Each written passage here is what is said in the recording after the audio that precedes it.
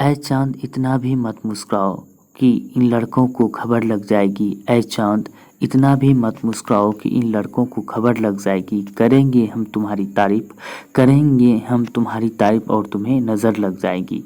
तुम्हारे चाँद, तुम्हारे इस नज़र को उतारने के लिए हमने LVM-3 M4 ऑलरेडी रॉकेट जो है, बाहुबली रॉकेट को ऑलरेडी प्रक्षेपित कर दिया है, तुम्हारी कक्षा में भेज दिया है तुम्हारी नज़र को उतारने के लिए बाहुबली रॉकेट को, और तुम्हारी नज़रों को उतारने के लिए। बात करते हैं दोस्तों कि आज की हम बात करेंगे कि झंडे पर सिर्फ चांद होने से कुछ नहीं होता। झंडे पर चांद होने से कुछ नहीं होता, बल्कि चांद पर अपना झंडा होना चाहिए। चांद पर अपना झंडा होना चाहिए।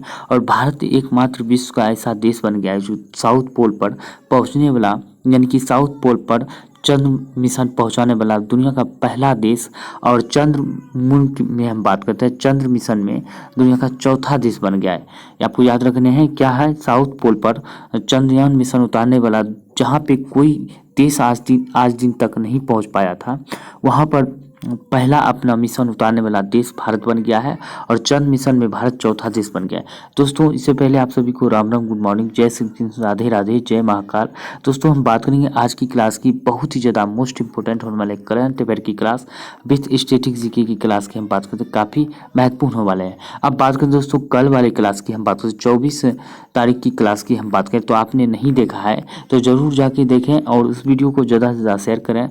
और इस वीडियो को भी अगर पसंद आए ज़्यादा से ज़्यादा दोस्तों के साथ शेयर करें, लाइक करें और चैनल को सब्सक्राइब करें। जो भी साथी नए हैं हमारे चैनल पर, इस तरह की कंटेंट हम चैनल पर अक्सर मतलब कि हम बात करते हैं, रोज़ाना दिया करते हैं। और इस क्लास का पीडीएफ की हम बात करते हैं, उसके लिए चिंता नहीं करना है। और कल वाले पीडीएफ की बात करें 24 तारीख का, उसका भी पीडीएफ बहुत ज़्यादा इंपॉर्टेंट है, ज़रूर जाके पहले क्लास देखा। और आपको संडे को जो है सभी पीडीएफ मिल जाएंगे, उसके लिए चिंता नहीं करना है। अब बात कर लेते हैं कि क्वेश्चंस हम चाहते हैं कम समय में ज़्यादा से ज़्यादा क्वेश्चन कराने के प्रयास करते हैं, वो भी एग्जाम के पॉइंट से जो काफ़ी महत्वपूर्ण होते हैं, वो क्वेश्चन हम कराने का प्रयास करते हैं। तो चलिए दोस्तों, बात करेंगे आज की क्लास को स्टार्ट करने से पहले चंद्रयान मिशन की हम बात करें, उसका बात करते हैं, निचोड़ बात करेंगे इस क्लास में। साथ ही साथ बात करेंगे स्टैटिक जीके जो एग्जाम के पॉइंट से काफ़ी महत्वपूर्ण होते हैं विथ पिक्चर। और बात करते हैं मोटिवेशन लाइन के साथ, कुछ जॉक्स हैं, यादी वगैरह सब उसमें शामिल है। ठीक जिस तरह हम क्लास कराते हैं, ठीक उसी फॉर्मेट में आपको पीडीएफ भी उपलब्ध करा दिया जाएगा टेलीग्राम में। टेलीग्राम का लिंक की बात करते वीडियो के नीचे दिया गया है, वहां से जाके ज्वाइन करें। इसके अलावा और कई सारी ई बुक्स पीडीएफ वगैरह सर शेयर किए जाते हैं, तो जरूर जाके जुड़ें और उसे डाउनलोड करें। अब बात करते हैं आज की क्लास की मोटिवेशन लाइन की। उस चांद को बहुत गुरूर था, उस चांद को बहुत गुरूर था, उसके पास नूर है, मगर वह क्या जाने हमारा इसरो भी कोहिनूर है, मगर वह क्या जाने इसरो भी कोहिनूर है। और कहा करता था जितने भी देश होता, जैसे कि नासा था और जाक्सा था, रोसकॉस्मोस था और सुपार्को था, जैसे पाकिस्तान का स्पेस एजेंसी, वो कहा करता था सिर्फ चंद्रयान मिशन भेजने से क्या होता है, सफल होगा तब तो भेजने में क्या लगता है। लेकिन क्या हुआ, इसरो जो है सबसे कम बजट में, जो है दुनिया के सबसे कम बजट में चंद्रयान मिशन भेजने वाला पहला देश भी बन चुका है। ये आपको इसके बारे में हम पूरी विस्तार से बात करेंगे। तो चलिए क्लास की हम बात कर लेते हैं। यहाँ पे देख सकते हैं दोस्तों, इसरो जो है, एक समय ऐसा था इसरो का जो साइकिल पर जो है पूरा साइकिल से चांद तक सफ़र किया है। यानी कि पहले साइकिल से तय किया करता था, इस तरह के रॉकेट लॉन्चर को ले जाया करता था।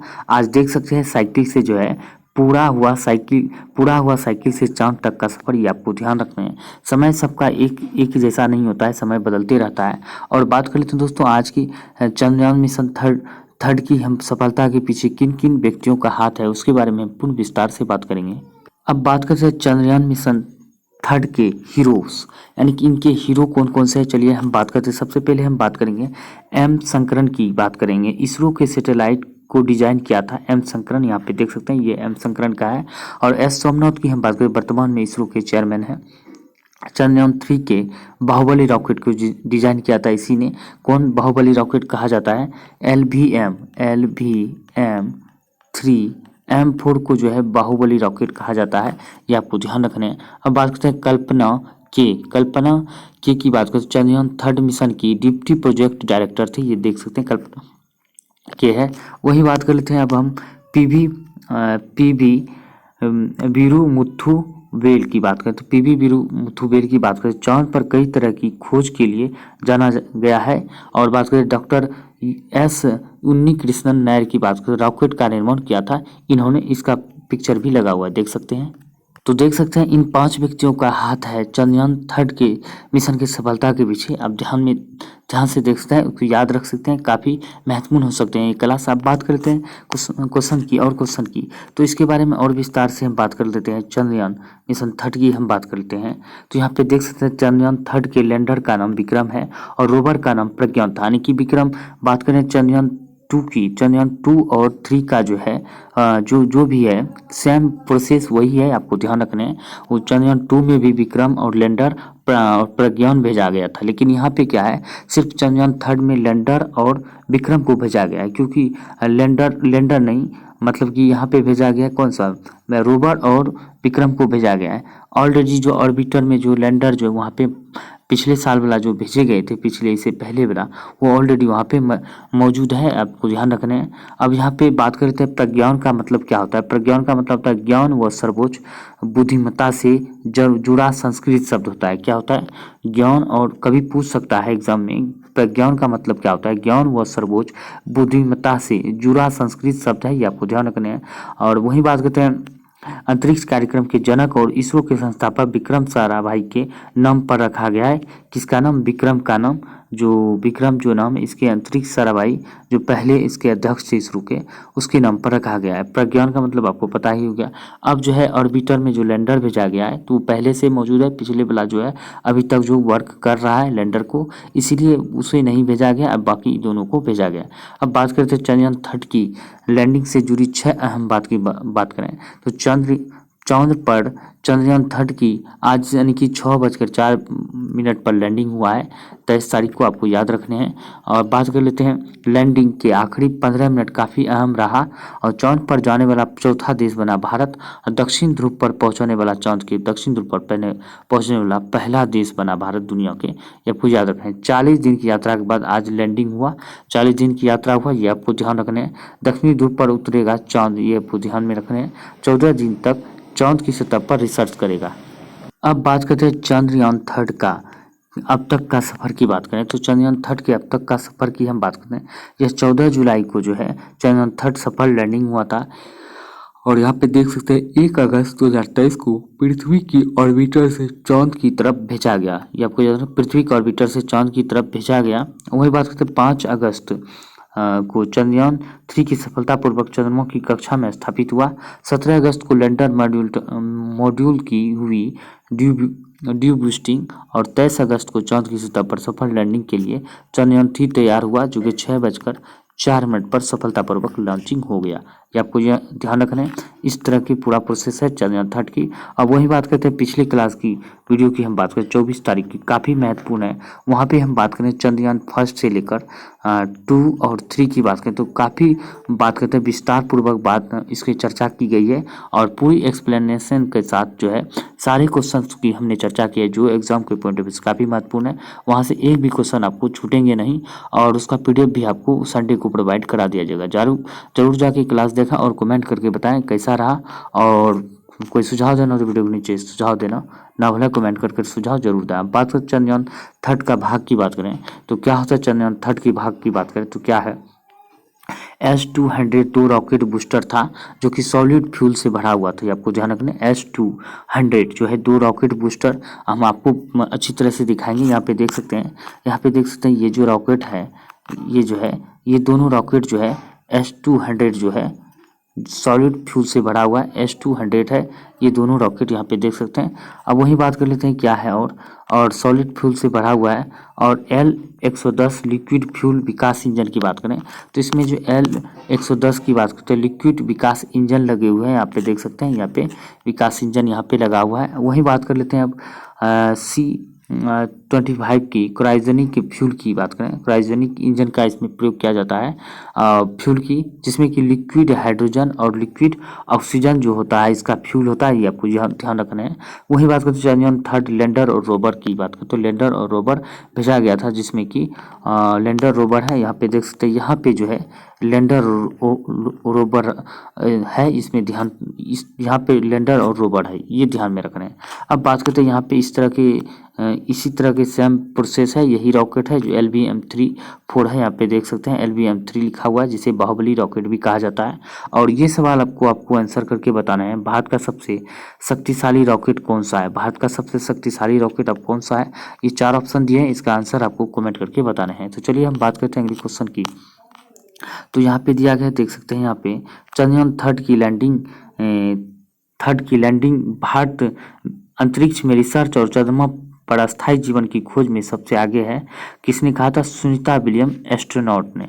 अब बात कर लेते हैं कि नासा के जो अध्यक्ष है, नासा के अध्यक्ष ने ट्वीट करके बताया है, ट्विटर पे ट्वीट किया है कि भारत जो है चंद्रमा चांद पर जाने सॉफ्ट लैंडिंग करने वाला दुनिया का चौथा देश बन गया है। लेकिन ये नहीं कहा कि भारत जो है साउथ पोल पर यानी दक्षिणी ध्रुव पर पहुंचने वाला, बात करते हैं दुनिया का पहला देश बन गया। ये तो कमेंट करके शर्म से यानी कि लाज से नहीं बोला है, लेकिन ये जरूर बोल दिया है कि दुनिया का चौथा देश बन गया चंद्र मिशन में सफलतापूर्वक सॉफ्ट लैंडिंग करने वाला, ये आपको ध्यान रखना है। अब बात करते हैं रेसलर अंतिम पंघाल ने रचा इतिहास।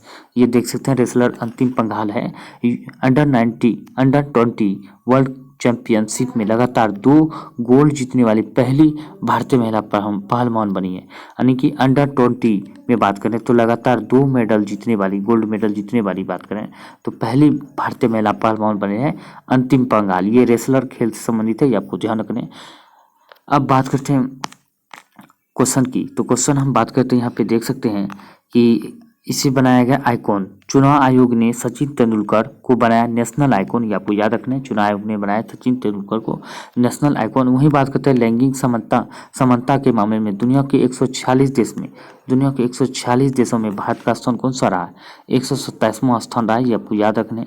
दुनिया के 146 देशों में 127वें पायदान पर भारत लैंगिक समानता में, आपको याद रखना है। अब बात कर लेते हैं सुभाष चंद्र बोस की पुण्यतिथि के बारे में बात करते हैं, जो काफ़ी महत्वपूर्ण होते हैं। सुभाष चंद्र बोस के बारे में काफ़ी बार पूछे जाते हैं इसके क्वेश्चन। अब बात करें सुभाष चंद्र बोस की, अगर हम बात करें तो हम बात करते हैं 23 जनवरी 1897 ईस्वी को इसका जन्म हुआ था। 23 जनवरी 1897 ईस्वी को कटक उड़ीसा में जो इसका जन्म हुआ था। कटक उड़ीसा में क्या है, राष्ट्रीय चावल अनुसंधान संस्थान है। अंतर्राष्ट्रीय चावल अनुसंधान संस्थान की अगर पूछे, फिलीपींस देश के राजधानी मनीला में स्थित है। वहीं बात कर रहे थे जापान की मदद से आज़ाद हिंद फौज बनाई थी। जापान की मदद से जो है सुभाष चंद्र बोस ने आज़ाद हिंद फौज बनाई थी और इसने कहा था तुम मुझे खून दो और मैं तुम्हें आज़ादी दूंगा, मैं तुम्हें आज़ादी दूंगा। ये नारा जो है इन्हीं ने दिया था, सुभाष चंद्र बोस ने। नेताजी के नाम से भी जाना जाता है सुभाष चंद्र बोस को। 1941 में ब्रिटिश सरकार ने इन्हें खत्म करने का आदेश दिया था। यानी कि इसको जो ये जो बनाया था जापान की मदद से, यानी कि इसको खत्म करने का आदेश दिया था ब्रिटिश सरकार ने। लेकिन 18 अगस्त 1945 को हवाई हादसे में इसकी मौत हो गई, जिसका अभी तक कोई परमाणु पता नहीं चला है, ये आपको ध्यान रखना है। बहुत ही लीजेंड मैन ऑफ इंडिया कह सकते हैं, बहुत ही बात करते हैं। ये सेना पे जोर दिया था, भारत के लिए बहुत कुछ इन्होंने सोचा था करने के लिए, सेना को बढ़ावा दिया था। इन्हीं का देन है भारतीय सेना, ये आपको ध्यान रखना है। अब बात कर लेते हैं हाल ही में 46वें विश्व अंडर 20 कुश्ती चैंपियनशिप 2023 में भारतीय पहलवानों ने कुल कितने पदक जीते हैं। यानी कि 46वें विश्व अंडर 20 कुश्ती चैंपियन 2023 में भारतीय पहलवानों की हम बात करते हैं, कुल 14 पदक जीता है। वही बात करते हैं हाल ही में किस देश ने 9वें महिला फीफा फुटबॉल विश्व कप की बात करें 2023 का खिताब जीता है, तो किस देश ने जीता है। 9th नंबर के महिला फीफा फुटबॉल कप की बात करते हैं स्पेन ने जीता है। उपविजेता की बात करते हो इंग्लैंड है, यानी कि स्पेन ने इंग्लैंड को हराकर जीता है। और आयोजन की बात करते हो ऑस्ट्रेलिया और न्यूजीलैंड में इसका आयोजन किया गया, ये आपको ध्यान रखना है। अब बात करें पुरुष के फीफा वर्ल्ड कप की बात 2022 में बात करते हैं, कतर दोहा में हुआ है, ये आपको याद रखना है। और बात करते हैं अर्जेंटीना ने बात करें तो फ्रांस को हराकर जीता है यह खिताब, ये आपको ध्यान रखना है। लियोनेल मेसी को हम बात करते हैं कि इसमें किलियन एम्बाप्पे की बात करें तो गोल्डन बूट का अवार्ड मिला है, गोल्डन बूट का। और बात करते हैं गोल्डन बॉल का अवार्ड की बात करें लियोनेल मेसी को मिला है, ये आपको याद रखना है। अब बात करते हैं नेक्स्ट क्वेश्चन की। हम बात करते हैं हाल ही में कौन सा देश भारत के जन औषधि केंद्र मॉडल अनुसरण करना चाहता है, यानी कि हाल ही में कौन सा देश भारत के जन औषधि केंद्र मॉडल का अनुसरण करना चाहता है, तो इंडोनेशिया करना चाहता है। ये आपको ध्यान रखना है। बिहार का जनजातीय विद्रोह की बात करते हैं, मुंडा विद्रोह की बात करें तो 1899 से 1900 ईस्वी तक चला था मुंडा विद्रोह। यानी कि 1899 से 1900 के बीच में हुआ था मुंडा विद्रोह। कोल विद्रोह की बात करें तो 1831 में हुआ था। संथाली विद्रोह की बात करें तो 1855 से लेकर 56 तक चला था संथाली विद्रोह। ये आपको ध्यान रखना है। अब बात करते हैं कुछ फिल्मों के बारे में जो एग्जाम में काफ़ी पूछे जाते हैं। ये सारे के सवाल फिल्मों से संबंधित हम बात करें, सभी अवार्ड की बात 2023 में जो अवार्ड मिले हैं उनके बारे में बात करें, जहाँ से आपको 1 नंबर छपने की प्रबल संभावना है जी, आपको ध्यान रखना है। अब बात करते हैं आईफा अवार्ड 2023 में सर्वश्रेष्ठ अभिनेता की बात करते हैं, ऋतिक रोशन है। विक्रम वेदा फिल्म के लिए इसे मिला है यह सर्वश्रेष्ठ अभिनेता का अवार्ड। बात करते हैं आईफा 2023 की सर्वश्रेष्ठ अभिनेत्री की बात करते हैं, यहाँ पे आलिया भट्ट है, देख सकते हैं। गंगूबाई काठियावाड़ी के लिए मिला है। और ऑस्कर 2023 की सर्वश्रेष्ठ अभिनेता की बात करते हैं, ब्रेंडन फ्रेजर है, द व्हेल के लिए मिला है। और ऑस्कर 2023 के सर्वश्रेष्ठ अभिनेत्री की बात करते हैं, मिशेल यो है। बात करते हैं ये प्रथम महिला एशियाई बनी है, यानी कि प्रथम एशियाई महिला है, ये आपको ध्यान रखना है। यानी कि ऑस्कर अवार्ड में सर्वश्रेष्ठ अभिनेत्री 2023 की अभिनेत्री की बात करें, मिशेल यो है, जो कि प्रथम एशियाई महिला है, ये आपको ध्यान रखना है। अब बात कर लेते हैं यहाँ पे ऑस्कर अवार्ड, यानी कि नाटू नाटू RR सिनेमा के लिए जो ऑस्कर जीतने वाला बेस्ट ओरिजिनल सॉन्ग है। बेस्ट ओरिजिनल सॉन्ग की बात करते हैं, नाटू नाटू RR फिल्म की है, इसे मिला है। बात करते हैं 68 फिल्म फेयर के सर्वश्रेष्ठ अभिनेता की बात करते हैं, राजकुमार राव है, जो कि बधाई 2 सिनेमा के लिए इसे चुना गया है। वही बात करें दादा साहेब फाल्के पुरस्कार का सर्वश्रेष्ठ अभिनेता की बात करें, रणबीर कपूर है, ये आपको ध्यान रखना है। वही बात करते हैं गोल्डन ग्लोब अवार्ड के सर्वश्रेष्ठ अभिनेता की बात करें तो ऑस्टिन बटलर है, ये आप ध्यान रखना है। गोल्डन ग्लोब अवार्ड सर्वश्रेष्ठ अभिनेत्री की बात करते हैं, केट ब्लेचेंट है, ये ध्यान रखने हैं। वही बात करते हैं 28वें क्रिटिक्स अवार्ड चॉइस अवार्ड की बात करते हैं, 28वें critics choice award foreign language award में बात करते हैं, RR मूवी है, ये ध्यान रखना है। 28वें critics choice award foreign language में बात करें तो अवार्ड मिला है RR को। कॉन्स फिल्म फेस्टिवल अवार्ड में बात करते हैं, पॉल्मे डी और एनाटॉमी ऑफ ए कॉल के लिए मिला है। किसे? ये सबसे ज़्यादा महत्वपूर्ण हो जाता है। कॉन्स फिल्म अवार्ड की बात करें, कॉन्स फिल्म फेस्टिवल अवार्ड किसे मिला है? पॉल्मे डी और एनाटॉमी ऑफ ए कॉल के लिए मिला है, ये आपको ध्यान रखना है। कॉन्स फिल्म फेस्टिवल की बात करें तो कहाँ पे आयोजित होता है, यह हर बार जो है फ्रांस में ही आयोजित होता है, ये ध्यान रखने हैं। बात करते हैं कॉन्स फिल्म फेस्टिवल के सर्वश्रेष्ठ अभिनेत्री मार्वे दीजदार है, ये आपको ध्यान रखने हैं। वही बात करते हैं 76वां बाफ्टा पुरस्कार की बात करें, सर्वश्रेष्ठ अभिनेता ऑस्टिन बटलर है। और 76वां बाफ्टा पुरस्कार सर्वश्रेष्ठ अभिनेत्री की बात केंट ब्लेचेंट है। वही बात कर लेते हैं IFFM diversity in cinema award की बात करते हैं, मिलाद ठाकुर अभिनेत्री को मिला है, ये ध्यान रखना है। यहाँ पे मिलाद ठाकुर अभिनेत्री है। IFFM राइजिंग ग्लोबल सुपरस्टार की बात करते हो, कार्तिक आर्यन अभिनेता है, ये आप ध्यान रखना है। राइजिंग ग्लोबल सुपरस्टार के लिए कार्तिक आर्यन को मिला है। तो यह जो है क्वेश्चन, यहाँ से आपको एक नया क्वेश्चन जरूर दिला सकते हैं, जो कि नेशनल और इंटरनेशनल अवार्ड दोनों है यहाँ पे शामिल है। तो यहाँ से आपको जरूर एक क्वेश्चन एग्जाम में देखने को मिल सकते हैं। तो चलिए हम बात करते हैं क्वेश्चन की। तो क्वेश्चन यहाँ पे दिया गया है, क्वेश्चन क्या रहेगा, यहाँ तो चुटकुले हैं, तो चलिए इसका भी मजा लेते हैं। मजा लेना चाहिए चुटकुले का भी, चाहे कितना भी इंग्लिश सीख लो, चाहे कितना भी इंग्लिश सीख लो, जब कुत्ता पीछे पड़ जाए तो हट हट ही करना पड़ता है। एक्सक्यूज मी कहने से वो भी नहीं भागता। सही बात है, चाहे कुत्ता कोई भी इंग्लिश रहे, कोई कुछ भी रहे, अगर आप कितना भी इंग्लिश सीख लो या कुछ भी सीख लो, अगर कुत्ता पीछे पड़ जाता है, देख सकते हैं, तो हट हट ही करना पड़ता है, ना कि एक्सक्यूज मी करने से कुछ नहीं होने वाला होता है, ये ध्यान रखना है। अब बात करते हैं नेक्स्ट की। तो यहाँ पे यूनेस्को द्वारा बात करते हैं, यूनेस्को द्वारा मान्यता प्राप्त बिहार में कितने विश्व धरोहर है। तो बिहार में हम बात करें यूनेस्को द्वारा मान्यता प्राप्त हम बात करें तो वर्तमान में विश्व धरोहर की बात करें तो दो स्थल है बिहार का। तो एक बोध गया है, बोधगया में महाबोधि विहार की बात करें, बोधगया में महाबोधि विहार यूनेस्को विश्व धरोहर में शामिल हुआ है। कब? 2002 में शामिल हुआ है। और पूर्व नालंदा विश्वविद्यालय की बात करें, पूर्व नालंदा विश्वविद्यालय 2015 में शामिल हुआ है। ये खंडर है, ये ध्यान रखने।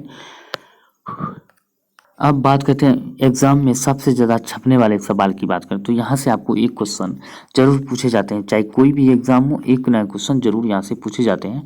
अब बात करते हैं संविधान सभा के बारे में बात करें तो संविधान सभा की बात करते हैं तो गठन की बात करते हैं। कैबिनेट मिशन प्लान द्वारा 1946 में संविधान सभा का गठन हुआ था, जिसमें हम बात करते हैं कुल महिलाएं की बात करें तो 15 महिलाएं, कुल महिलाएं शामिल थी 15। प्रथम बैठक की बात करते हैं संविधान सभा की 9 दिसंबर 1946 में हुआ था। वही बात करते हैं अंतिम बैठक की बात करें 24 जनवरी 1950 में हुआ था। और 24 जनवरी 1950 में हम बात करें तो क्या हुआ था, राष्ट्रगान और राष्ट्रीय गीत अपनाया गया था, ये आपको ध्यान रखना है। अब बात करते हैं हमारा संविधान जो लागू हुआ था 26 जनवरी 1950 को हमारा संविधान लागू हुआ था और भारत गणतंत्र बन गया था, ये आपको ध्यान रखना है। अब बात करते हैं संविधान सभा को अंगीकृत किया गया था, तो ये अंगीकृत कब किया गया था ये देख सकते हैं ध्यान से। तो अंगीकृत किया गया था 26 नवंबर 1949 में संविधान सभा द्वारा अंगीकृत किया गया था। और वही बात करते हैं अस्थायी अध्यक्ष के रूप में डॉक्टर सच्चिदानंद सिन्हा को चुना गया था अस्थायी अध्यक्ष के रूप में। और कुल अधिवेशन की बात करते हैं कितने हुआ था, 11+1 यानी कि कुल 12 अधिवेशन हुआ था, ये ध्यान रखने हैं। और अस्थायी अध्यक्ष की बात करें डॉक्टर राजेंद्र प्रसाद को अस्थायी अध्यक्ष चुना गया था संविधान सभा के, ध्यान में रखना है। और बात करते हैं अस्थायी अध्यक्ष भी था और प्रथम भारत के राष्ट्रपति भी था। और बिहार से पूछे कि प्रथम भारतीय राष्ट्रपति का संबंध किस राज्य से, तो बिहार से, ये आपको यहाँ ध्यान रखना है। प्रथम बिहारी था जो कि राष्ट्रपति बना था, ये ध्यान रखने हैं। अब बात करते हैं क्वेश्चन नेक्स्ट क्वेश्चन की। यहाँ पे दिया गया क्वेश्चन जो भी सारे हैं सारे सेलेक्टेड क्वेश्चन है जो एग्जाम में पूछे जाते हैं।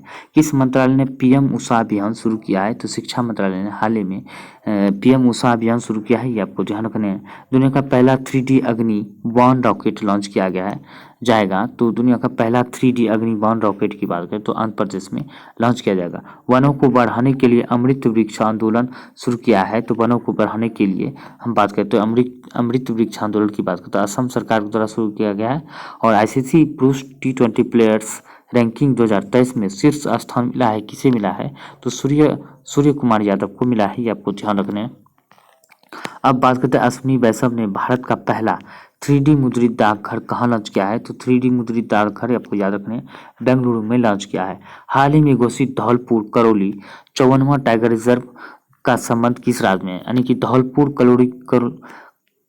करौली की बात करें तो धौलपुर करौली को 54वां टाइगर रिजर्व घोषित किया है, तो यह राजस्थान राज्य में है, ये ध्यान रखने हैं। 53वां टाइगर रिजर्व की बात करते हैं रानीपुर जो कि उत्तर प्रदेश में स्थित है, ये ध्यान रखने हैं। कुल 54 टाइगर रिजर्व हो गए हैं भारत में, ध्यान रखने हैं कौन है, तो करौली धौलपुर टाइगर रिजर्व है 54वां। अब बात कर लेते हैं ब्रिक्स की अगर हम बात कर लेते हैं तो ब्रिक्स समूह की विस्तार जो है सऊदी अरब ईरान समेत 6 देश शामिल होंगे, तो देख सकते हैं ब्रिक्स में अब विस्तार होने जा रहा है।